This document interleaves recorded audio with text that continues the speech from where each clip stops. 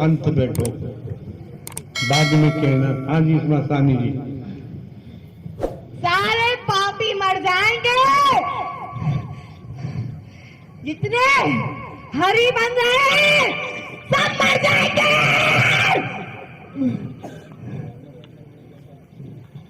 जितने हरि बन के चंदा लूट रहे हैं, भगवान बन रहे हैं, सब मर जाएंगे।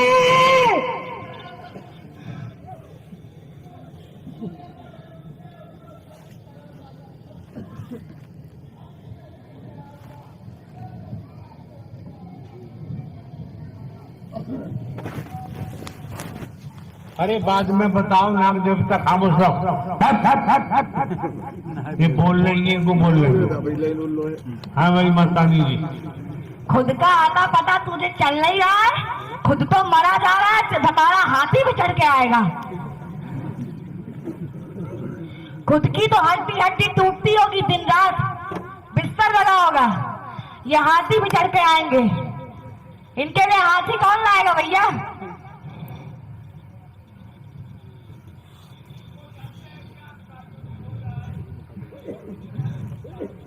अरे यार खामोश है, थोड़ी देर इनको बोलने दे। प्रभु ये जितने प्रवास बना रहे हैं, चंदा लूट रहे हैं, आज बैठे हैं, आज बहुत बड़े बड़े हरि बनने वाले बैठे हैं, चंदा लूटने वाले बैठे हैं। यहाँ पे आने के बाद भी चंदा लूटते हैं। संसार का विनाश तो होगा ही, वो तो होना ही है, लेकिन यहाँ पे आने के बाद इतना सत्य का ज्ञान पाने के बाद जो चंदा लूटेगा वो जिंदा मौत मरेगा, बहुत बुरा मरेगा, बहुत बुरा मरेगा। वो ऐसी बीमारी उसके हरि घुसेड़ेंगे, उसके कर्मों की वजह से ऐसी बीमारी तुम्हारे घुसेगी जिसका इलाज तुम्हें पूरे ब्रह्मांड में ढूंढने पे नहीं मिलेगा। ऐसा हाल होगा तुम्हारा। हरि तो आए सत्य की स्थापना करने, सतयुग की स्थापना करने, करके ही जाएंगे। इनके बीच में कोई रोड़ा नहीं बन सकता, इस धरती का कोई मनुष्य रोड़ा नहीं बन सकता। हम अदृश्य में, मैं मजानी हूँ, मैं भी नहीं बन सकती, कोई प्रेत नहीं बन सकता, कोई तांत्रिक नहीं बन सकता, कोई नहीं बन सकता है। और कलयुग का विनाश निश्चित है, होगा होगा होगा, बहुत बुरी तरीके से मरोगे। आपकी बात झूठी निकली तब क्या होगा? नहीं निकल सकती, नहीं निकल सकती है। इनको दिखेगा, ये अपनी आंखों से देखेंगे, इनको एक एक चीज दिखेगी। जब मेरे बगल में चंदागिरी करता था और मैं उसका साथ देता था, और मैंने तो चंदा देने में सहयोग किया था, मैंने ही तो चंदा दिया था, वो सब पकड़ पकड़ के पहले जाएंगे। करो, जितनी चंदागिरी करनी हो करो, जितना नारायण साकार हरि बनना है बनो। तिहाड़ जेल की दीवारों के बीच जब वो पैदा हुई तो जेल मुस्कुरा उठी। जब मरोगे इतनी बुरी मौत होगी कि किसी एक ऐसा भी कोई घर नहीं होगा जिस घर से मिट्टी नहीं उठेगी, कोई घर नहीं बचेगा। एक एक घर से मिट्टी उठेगी, एक एक घर से। वीरेंद्र गुप्ता की कहानी तो तुम लोगों ने सुनी ली होगी, उसका क्या हाल हो रहा है जानते हो? एक भी दिन ऐसा नहीं होता जिस दिन वो रोता नहीं हो। और बीमारी ऐसी घुसी है, ऐसी बीमारी उसकी गांठ में घुसी है, उसको उसका इलाज कराना ही पड़ेगा। और जितना उसके पास रखा है वो फेंकना ही पड़ेगा, एक दिन कटोरा लेके घूमना ही पड़ेगा, क्योंकि इसका इलाज उसको पूरे ब्रह्मांड में कहीं नहीं मिलेगा। जिंदा मौत तो मर रहा है, वैसे मरोगे साले, सबके सब मरोगे। आप कौन बोल रही हो? मैं मार्केट की बजारी बोल रही हूँ। साफ सुनने में नहीं आया। मैं मसानी बोल रही हूँ प्रभु।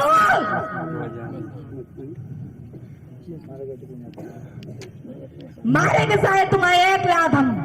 हम तुमसे बात ही नहीं कर रहे हैं।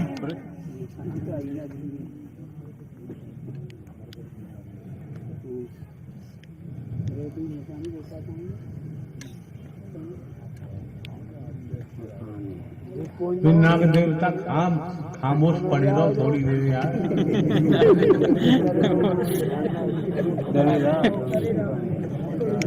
मसानी रहती कहाँ है? अभी तो प्रभु मैं इस लड़की के तन में रह रही हूँ। अभी तो मैं इसके तन में रह रही हूँ। लड़की के तन को छोड़ क्यों नहीं देते? छोड़ देंगे तो हमें कहां से मिलेगा क्या? खाने को? हमें कहां से मिलेगा? मैंने भी बुरे कर्म किए थे, उसकी वजह से 50 लाख वर्ष मुझे बिना खाने पानी के घूमना पड़ा था। प्रेत योनि की बात कर रहे हैं, तब मैंने बहुत बुरा झेला था।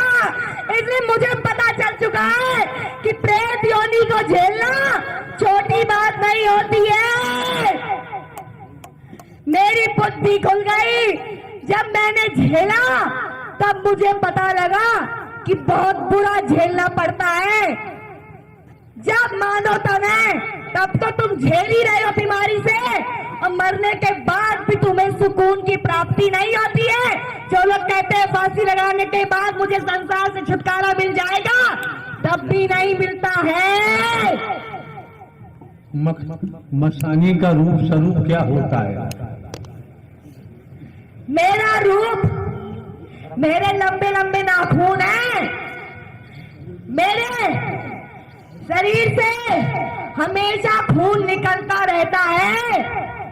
मेरी आंखें पूरी सफेद है, आंखों के नीचे कालापन है, लंबे लंबे दांत हैं, खून की धारियां मेरे मुंह पे शरीर में बनी हुई हैं,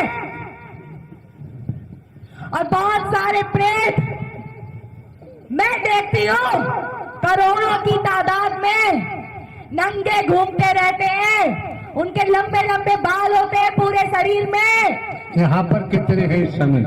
कोस कोस तक फैले हुए हैं प्रभु, कोस कोस तक सब चिपके रहते हैं आपके पास। अगर आप अंदर भी चले जाओ तो अभी वो आपके अगल बगल ही घूमते रहेंगे। आप यहाँ से कहीं और के लिए जाओगे तो अभी वो आपके पीछे पीछे भागेंगे।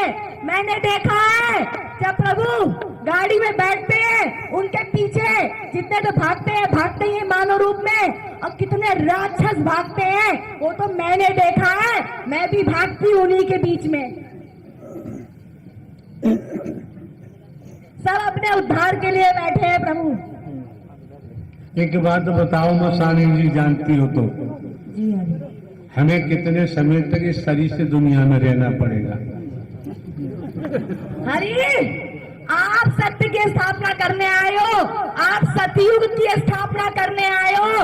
तब तक ये तन मौजूद रहेगा जो सोचता है कि हरि परमात्मा खत्म हो जाएंगे, मर जाएंगे। तब मैं भी इसी तरीके से गद्दी में बैठ के चंदा लूटूंगा इनके नाम पे। उस कुत्ते को नहीं पता, उस पापी को नहीं पता कि वो मर के चला जाएगा। हरि परमात्मा जो करने आए, उसके बीच में कोई रोड़ा नहीं बन सकता, कोई बीच में नहीं आ सकता। अब कितनों ने तो प्रयास भी किया है, कितने तांत्रिकों ने प्रयास किया है यहाँ पे आके। ये एटा जिले के लोगों ने प्रभु को मारने की कोशिश बहुत बार की है। और सबसे गंदा यहाँ के लोग ही हरि के बारे में सोचते हैं। उनका क्या होगा?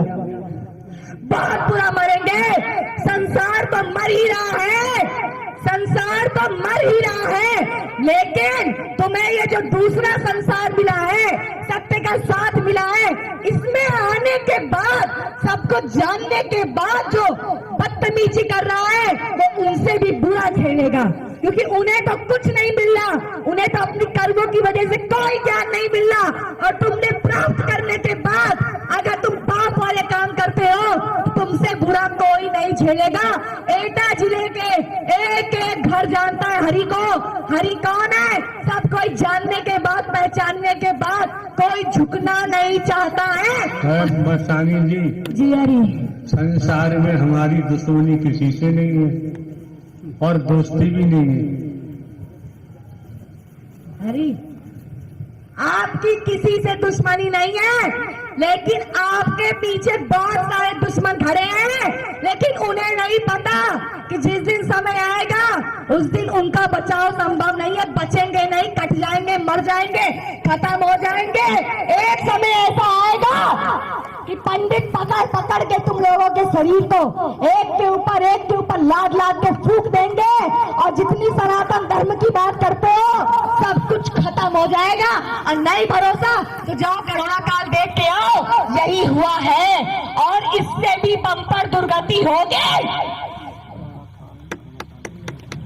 ये एटा वालों की भी होगी। इन लोगों ने Here's a look at my week on Facebook gaming. Monday morning, I play puzzle games. On Tuesday, इन लोगों ने तो प्रभु बहुत प्रयास किया आपको मारने का, अंदाज चुके हैं, पहचान चुके हैं, प्रयास कर चुके हैं, हार चुके हैं, थक चुके हैं, लेकिन निगाह नीच है, क्योंकि मुझे पता है कि सब बड़े बड़े राक्षस हैं, किसी युग के बड़े बड़े राक्षस हैं, जिनको मानव तक मिल गया किसी संस्कार की वजह से, और वो मानव तन में घूम रहे हैं, इसीलिए वो आज भी राक्षस वाले कर्म कर रहे हैं, क्योंकि जैसा तुम्हारा पिछला कर्म होगा वही हरकत तुम्हारी उस जन्म में भी होगी, उससे अलग नहीं होगी। अपनी बात बताओ, आपको ये रूप क्यों मिला?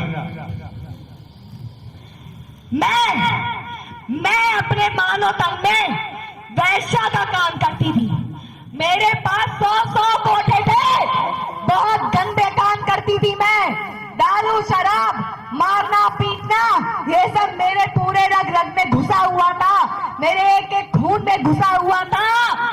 लेकिन जब मेरे मरने का समय आया तब मेरे मुर्दे को किसी ने आग तक नहीं लगाई, और सबने कहा कि अरे ये तो ऐसी थी वैसी थी, मर गई तो क्या हुआ।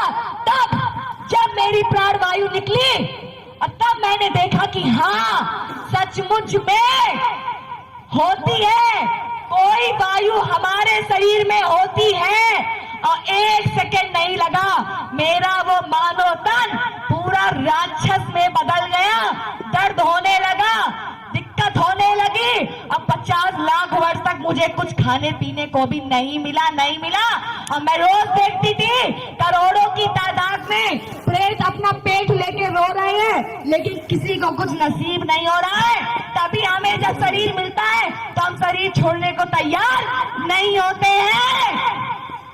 इस लड़की से क्या दुश्मनी थी जिस लड़की के शरीर में आपने प्रवेश किया हुआ है? हर किसी का अपना आपस में मेल होता है, हर किसी का अपना आपस में मेल होता है। तुम्हारे ऊपर जितने जिंद प्रेत खेल रहे हैं, तुम्हारा उससे कोई ना कोई नाता संबंध किसी युग का जरूर है, किसी जन्म का जरूर है। मेरा भी नाता था। जब मैं वैश्या के काम करती थी तब ये लड़की मेरे पास आई थी और मुझसे कहा था कि मुझे एक तपस्वी की तपस्या भंग करवानी है, मुझे एक तपस्वी की तपस्या भंग करानी है, क्योंकि मुझे पता है कि अगर भक्ति में गंदगी आ जाती है तो भक्ति नष्ट हो जाती है। तो मैंने कहा मुझे कोई दिक्कत नहीं है, मेरा तो काम ही है ये। तब मेरी इसकी आपस में पैसे की लेन देन हुई और मैं उस गुरु के पास गई, मैंने उसकी तपस्या को भंग करने का प्रयास किया। उस गुरु ने मुझे तुरंत श्राप दे दिया कि तूने एक तपस्वी की तपस्या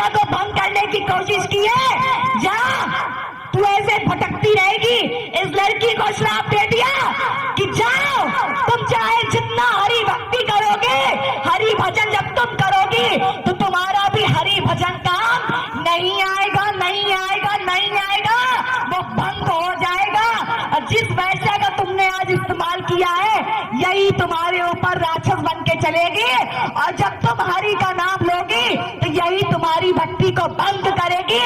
और मैं ऐसा ही करती थी, मैं ऐसा ही करती थी। हम दोनों को श्राप मिल गया उसी वक्त। तब मैंने पूछा, और इस लड़की ने पूछा कि ये बताओ मुझे इस श्राप से मुक्ति कैसे मिलेगी। मैंने भी भक्त होके एक गंदा काम कर दिया जलन के कारण, मुझे इससे मुक्ति कैसे मिलेगी। तब उसने कहा तुम्हें इस श्राप से मुक्ति स्वयं नारायण दिला सकते हैं और कोई दिला नहीं सकता है, और यही तुम्हारे ऊपर राक्षस बन के चलेगी। जब तुम्हारा श्राप कट जाएगा तुम दोनों आपस में मुक्त हो जाओगी। ये हुआ था, ये नाता था प्रभु मेरा इससे। एक बात तो बताओ, जी हरि, नारायण हरि की हमें भी जरूरत है, कहाँ मिलेंगे, हम भी जाएंगे। प्रभु आप ही तो, हम तो हाड़ मास के बुढ़े व्यक्ति हैं। आप अगर हाड़ मास के बुढ़े व्यक्ति होते ना, अब तक मैं आपके ऊपर चढ़ बैठी होती।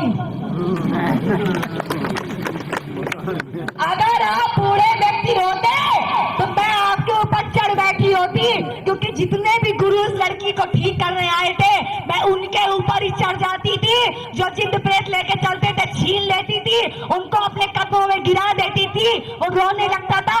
और क्या मैं यहाँ आने के बाद न अंदाज थी, मैंने हर जगह अंदाजा, मैं यहाँ पे भी अंदाज थी। और मैंने देखा, मैं तो यार हर तांत्रिक के पास जाती थी, तोड़ फोड़ कर देती थी, उसकी जो कुटिया होती थी सब तोड़ चकनाचूर कर देती थी, देवी देवताओं की फोटो भी उठा के पटक देती थी, उसको भी सोचती थी लाठी उठा के इसके मारू मैं, लेकिन मार नहीं पाती थी, घर वाले रोक देते थे प्रभु। लेकिन यहाँ करोड़ों की तादाद में जिंद प्रेत है, लेकिन किसी की औकात नहीं, एक पांडाल भी हिला के दिखा दे, किसी की औकात नहीं है। अगर आप प्रभु ना होते तो हम खुद ही पांडाल हिलाते रहते, हिला डालते, पूरा पांडाल हिला डालते, क्योंकि हम प्रेतों को केवल आप संभाल सकते हो प्रभु, ये सेवादार नहीं संभाल सकते हैं, इनकी औकात नहीं है। इनकी हाथ आदमी कंगन क्या, पढ़े लिखे को फांसी क्या, प्रत्यक्ष को प्रमाण की कोई जरूरत, ये सत्य का साथ है, यहाँ सत्संग नहीं होता है। अब ये नाम देवता क्या बोल रहा है?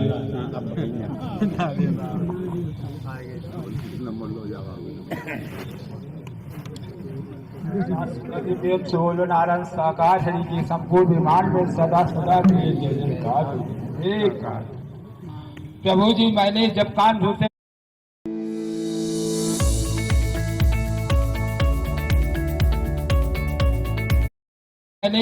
धोते चला तो मेरी तन की पत्नी ने रोका कि प्रभु जी आज तो प्रभु जी के दिन मत दो, मुझे बीमारी है, मुझे बुखार आ गया, मुझे दवाई दो। मगर मैंने कहा मैं प्रभु जी के पास जाऊंगा, जरूर जाऊंगा, प्रभु जी आपको ठीक करेंगे। मेरे पास अगर पैसा होता तो मैं ठीक करवा देता, इतना तुम्हारी ऐसी बीमारी का मैं नहीं ठीक करूंगा, प्रभु जी ठीक करेंगे। तो मैं कल कानपुर से चला तो मैं शाम को आ गया था। आज मुझे कहना था प्रभु जी, तो मैं सोचा कि प्रभु जी आज ऐसा वक्त है, सोमवार है कि संत का साथ भी चल रहा, प्रभु जी भी आगे वक्त से मैं प्रभु जी से कह दूं कि सारी बीमारी प्रभु जी हल्लो मेरी और मेरी तन की पत्नी को बीमार रहती, रात दिन प्रभु जी पड़ी रहती, काम नहीं करती है, कुछ अपना कुछ काम नहीं करके संभाल पाती है, मुझे ये सब संभालना पड़ रहा प्रभु जी। करनी करके डरे के पाछे पछताए, बोया पेड़ बबूल का आम कहाँ से खाए। तुमने सबका ठेका ले रखा है, अभी तुमने कहा मैं नाग हूँ। तो प्रभु जी मैं ये सोचा था कि प्रभु जी मुझे मुक्ति भी मिल जाएगी। मैं नाग था पहले, जो बहुत 3 साल से आ रहा है, मगर इतना वक्त नहीं मिला प्रभु जी आने का, आज मौका मिला प्रभु जी, तो मैं ही उड़ा के ले आया इस वक्त का कि प्रभु जी मुझे मुक्ति भी मिल जाएगा और इस संत का आपसे हर बीमारी हट जाएगी। आज से जो तन की पत्नी बीमार रहती है वो ठीक भी हो जाएगी, इसका घर कारोबार सब संभाल लोगे आज प्रभु जी, क्योंकि आप नारायण हरि हैं, इनके सिवा कोई संसार में नहीं है। ये तीनों लोक के स्वामी है प्रभु जी, ये तीनों लोक के स्वामी है प्रभु जी, क्योंकि ये संत भक्त सब जानते हैं देवी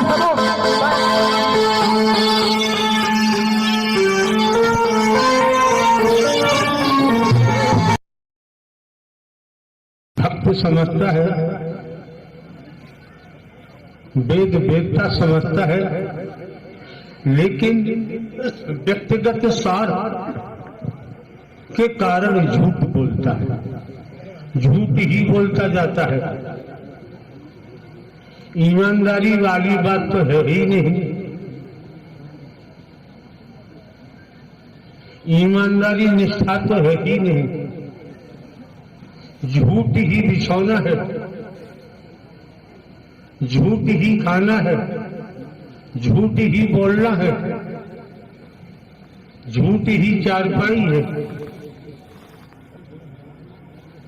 जिधर देखो झूठ ही झूठ है।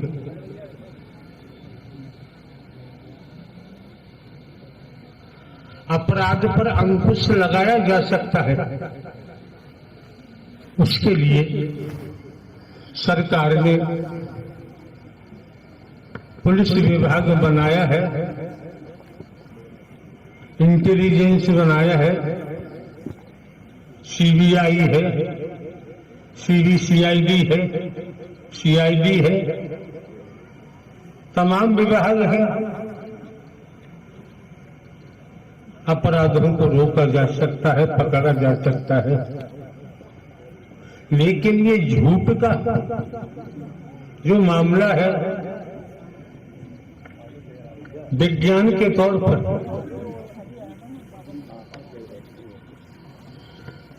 स्त्री पुरुष झूठ बोलता है कि सही बोलता है, इसकी भी मशीन है।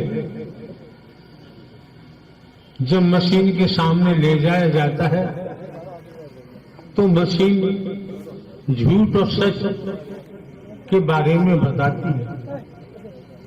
विज्ञान ने कितनी तरक्की की है,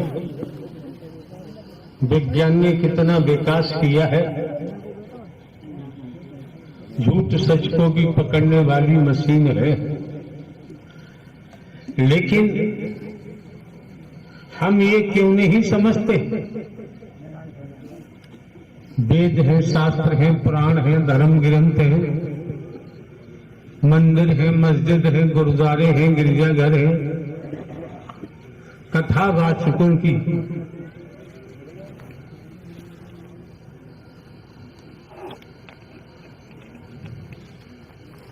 संख्या भी नहीं कह सकते। हम तो यही कहेंगे कि कथावाचकों की गिनती गिनना भी संभव नहीं। लड़कियां भी हैं, स्त्रियां भी हैं जो कथा वाचक है, पुरुषों में भी कोई कमी नहीं। लेकिन देखने की बात यह है, समझने की बात यह है कि हम में परिवर्तन क्यों नहीं हो रहा है।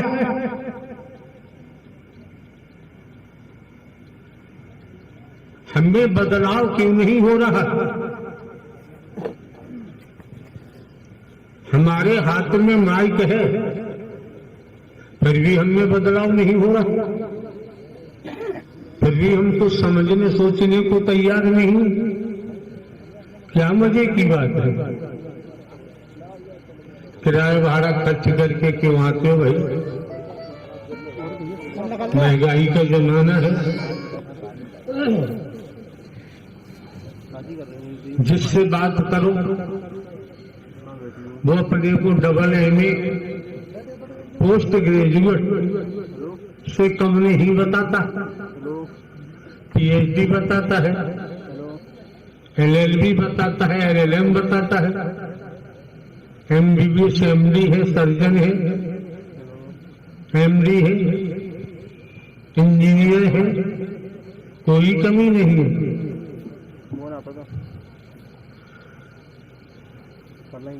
अगर उनके हृदय को खोजा जाए, मन मस्तिष्क को देखा जाए, तब स्थिति साफ हो जाती है। जैसे आपके सामने बाबा जी खड़े हैं, ये वास्तव में बधाई के पात्र हैं। उम्र दराज है दुनियावी तौर पर, अभी इन्होंने सत्य ही बोला कि मैं अपराध करता था, चोरी डकैती बदमाशी करता था, व्यभिचार करता था, बलात्कार करता था, रेप करता था। इनका जो वजन है अपराध और पापों का खोलने से ही ये हल्के हो रहे होंगे। क्या महात्मा जी? तो प्रभु जी हल्के हो रहे हो? सत्य बात है ये प्रभु जी।